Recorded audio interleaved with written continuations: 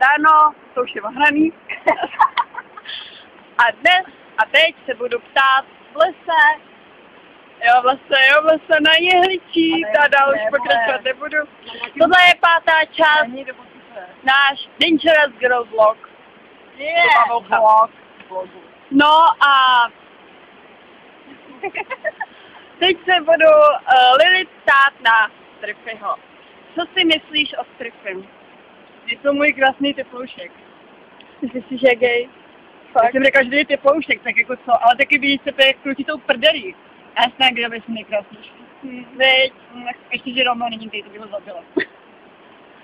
Další otázka je, co si myslíš o vztahu Kiro a Ricky? Začali spolu chodit chvilku, potom jsem chodila já se svou bývalkou a jim fakt držím palce, protože se by dopadl líp než mi 2 pěty, ta byla naprosto vylízaná. A já doufám, že to uvidí, protože to je kráva vylízaná, která říká, já nevím, ach jo, no, a pojďme se s ní, to je, jak pojďme se zpětě, si nítěte, bye Teresko. Ano, tak to byl úžasný názor, já nemám na to co říct, protože ji neznám, že? Takže nesoudím lidi podle toho, když je neznám, že? Já ji neznáš, je úplně blbá, když jsi měla blbou kamarádku, další to nepotřebuješ. Ona neumí mluvit, ona fakt umí říkat jenom ach jo, proč jsi mě oškliva. Jo, dobře. Další otázka je, myslíš, že to fakt Kirovi vydrží hodně dlouho s Rickym? Já myslím, že jo, to je Ricky dobrý chlap, není to žádný máslo. A víc od života chce, Kiro sice máslo je, říká I don't know, ich weiß nicht, já neponímaju, ty neponímáš, nikdo neponímaje, ale on ho Ricky proti. Já si myslím, že ono to bude tak, že prostě Ricky ví, co dělá, ví, co chce. Že Ricky se nebolí mě, myslíš? Tak to radši nekomentuje. No, tak teď se zeptám, co si myslíš o vizuálky v České republice? Je nás tady hodně málo. Samozřejmě, že, jako, že děláme komunitu, děláme srazy, ale třeba v Německu to prostě nejde porovnat, tam se dá udělat sraz. Tedy srazy byl jeden sraz a ten se platil, což se nepochopím. Jako když lidi se chtějí sejít, tak by mu se to platí prachy, ne? A hlavně v Německu tam v klidu sedneš na trávu, pokecáš, poznáš zajímavý lidi. Třeba tohle komára. Poznají zajímavý lidi a třeba tam poznáš novou skupinu, si jdeme pozvat.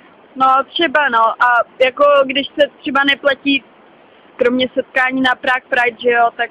A já budu příští, já to budu připravovat příští rok, takže jsem hrdá lesba, která připravuje Prague Pride.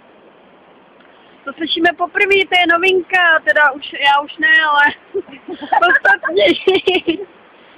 Ale řeknu vám, chtěla bych tam příští rok jít. No. A další otázka je opravdu pikantní. Nebude to sice nic z osobního života, ale my dvě máme spolu vlog. Dva. O Romeovi a o Juovi. Ano. Každém je pokráčko a my teď jsme vlastně udělali malou ochutnávku toho, co by to mohlo být, tak povídej. Tak malou ochutnávka, já jsem s Rickym, teda teďkom. Konečně mám Rikouška, ale on mi podle skyrem. Se Striffy nesmí vědět, protože na teďkom chodí a kdyby se to dosláklo, tak se kapá rozpadne, sice už je rozpadla, ale tam ještě nemusí, že jo? No a teď si Roma myslel, že ležím v postoji nahá, nic nebylo. Jo, a mám to s Romem dítě. A říká táta, teda mi říká pič, no jak jsem chtěla, říká jsem táta. No a Kirma tam je Zujem. A v druhém pokračku jsem já Zujem. A mimochodem já tam budu, to neřeknu, jo? Tam budeš taky s nějakým pěkným svalcem. Jo, ale neřeknu, s kým to bude. Můžu to říct já? Ne. Proč? Protože pak neplave. Prosím. Dobře, budu tam s Romem. Tak chtěla říct já. My jsme nenadávala do byť. Ne, jenom mu nesmí říkat, že je tvůj jediný. Že je můj jediný. To ne. No, a co nás čeká u Joa? U Joa nás čeká další žádná scéna, protože já jsem v Japonsku, jsem tam kamarádím tam se skupinou Sák, mimochodem Takeru Labio.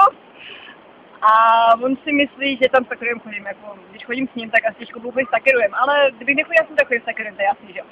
No tam jsem prostě poloviční Japonka, takže umím japonsky samozřejmě a můj bratr Emil, hej.